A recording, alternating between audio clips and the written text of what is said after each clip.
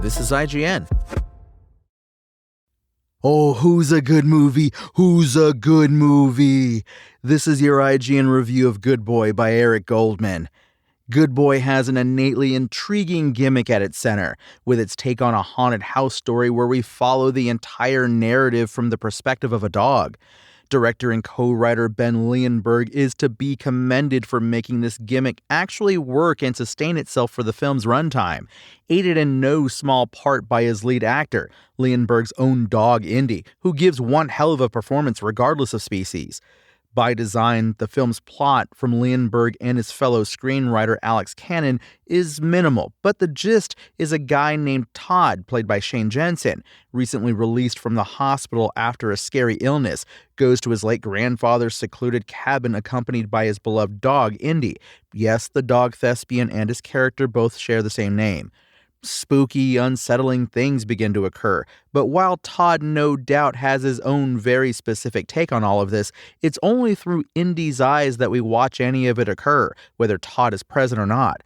But it's not literally through Indy's eyes, because Leonberg never cheats to make things easier for himself by making this a first-person or first-dog perspective situation in simply having the camera represent Indy's point of view. Instead, he commits to keeping the camera with Indy, usually low level, at Indy's height, to truly spotlight him as the protagonist. He doesn't speak, and we don't hear his thoughts out loud in the manner we might if this were a kid's movie about a dog. We simply observe Indy as he, in turn, observes and reacts to the very creepy things going on all around him. The human cast is, by and large, purposely peripheral, with Leonberg making the artistic decision to keep them physically a bit vague, with both Todd and a handful of others who are part of the story always remaining either out of focus or with their heads out of frame, so that we never forget this is Indy's story. The only exception is with horror veteran Larry Fessenden and the creepy videos his character left, where he is clearly seen, which works as an effective exception to a rule.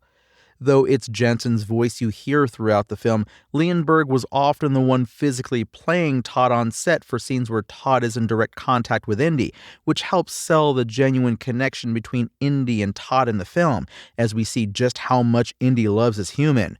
As we see just how hard Indy works to help Todd to the best of his abilities, all of us who have shared that kind of loving bond with a pet will be able to relate, and likely ponder if our own pets would go to the same lengths or just chicken out. The concept of Good Boy does have its innate limitations in terms of how far you can stretch it, and does begin to feel a bit redundant after an hour or so, which is why it was wise of Leonberg to keep the runtime short. The movie clocks in at just 73 minutes. While I don't think the ending is especially impactful versus just feeling like it's time to wrap things up, I did appreciate the poignant vibes Leonberg is going for, which touch back upon that special human-pet bond. And if Leonberg wants to keep using Indy in his own movies or have him work with other film directors, I'd welcome it, because that dog is great and truly a shining example of nepotism. Good Boy doesn't transcend its high-concept approach, but it does make the most of it, via its look at a haunted house from a dog's perspective.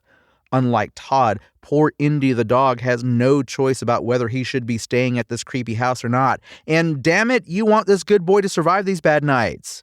At 73 minutes, the movie doesn't overstay its welcome, wrapping up shortly after it feels like the scenario has been used to its maximum potential, while also providing one hell of a spotlight for its charismatic canine star. Good Boy's IGN score? 7 out of 10. Thanks for listening to IGN. My name is Tony Jackson. And for the latest updates on Good Boy, visit us at IGN.com. Spoken Layer.